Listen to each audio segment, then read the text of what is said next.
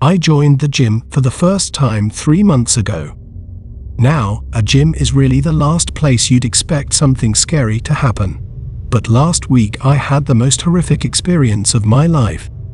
I wear one of those wireless headphones when I go to the gym because the wired ones always get in the way and they're just annoying.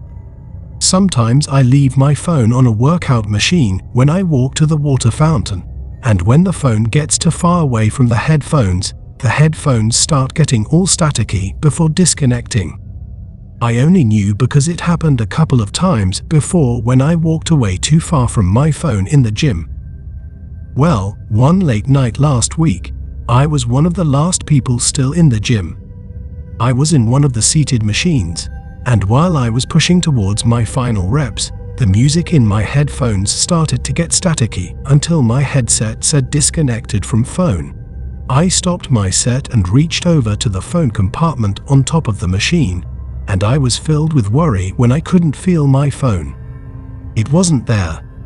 I looked around the gym desperately, thinking that someone might have taken it. I only saw 2 other people in the whole gym, excluding the guys sitting at the front desk. One guy was really fat and sweaty, and the other guy was sitting on one of the machines looking down at his phone. Which one of these could have taken my phone? It could have been either of them.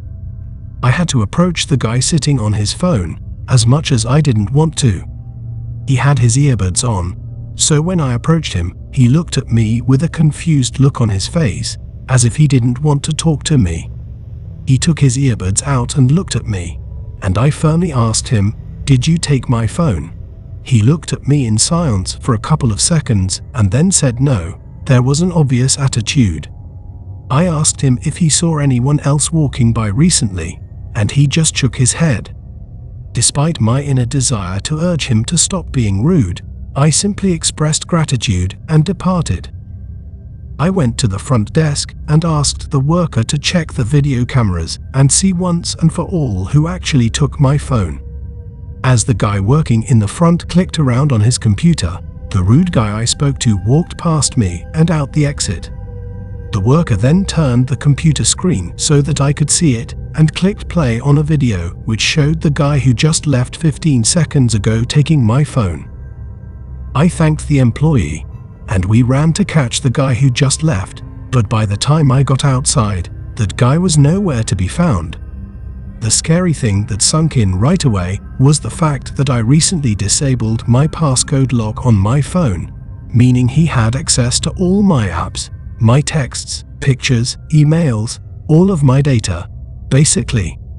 I went back inside and asked the employee to track that man's membership info, but when he checked the cameras, that guy didn't even check in. He simply walked past the counter unnoticed, so there were no records of this guy even being a member of the gym. The footage showed that he suspiciously walked around between the machines, looking around a lot like a nervous person. I asked the employee to report that to the police. He said he'd show it to his boss tomorrow. The next day, I called my best friend Tom so I could tell him why I wasn't answering his texts for a while, and to also see if we could tell all my other friends what had happened. He started to freak out on the phone, begging me to tell him I was kidding about losing my phone. He told me that someone had been sending him texts and came to his house.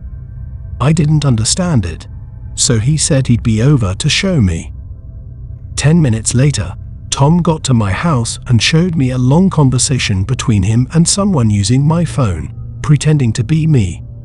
It started out with the person on my phone saying, "Can I stay at your place tonight?" I got into a huge fight with my parents. Tom said, "Yeah, let me know when you can come over." Then the guy who was using my phone said, "Just leave the back door open. I'm gonna be super late and I don't want to wake you." The conversation went on a little while longer before Tom finally agreed to just leave the back door unlocked. Tom went back to sleep under the impression that it was actually me who would be coming through the back door. When we finished reading the conversation, Tom looked at me and said, "We need to check the cameras." We rushed to his house together and watched the footage captured on the cameras throughout his house. I was disturbed, but also not surprised to see that the man from the gym who took my phone walked in through the back door of Tom's house. He scavenged a place for having expensive household objects and stuffed them into his pocket. He moved from the den to the kitchen and eventually upstairs. I saw the fear in Tom's face when he watched the man on the camera in the upstairs hallway, opening his bedroom door, stepping in for about 20 seconds, and then coming back out, leaving the door open. The man was in the house for about 10 minutes before sneaking back out the back door. It looked like he took a lot of valuable items. Tom and I sent the video footage to the police, and when I went back to the gym, the manager told me that she was sending in their footage as well.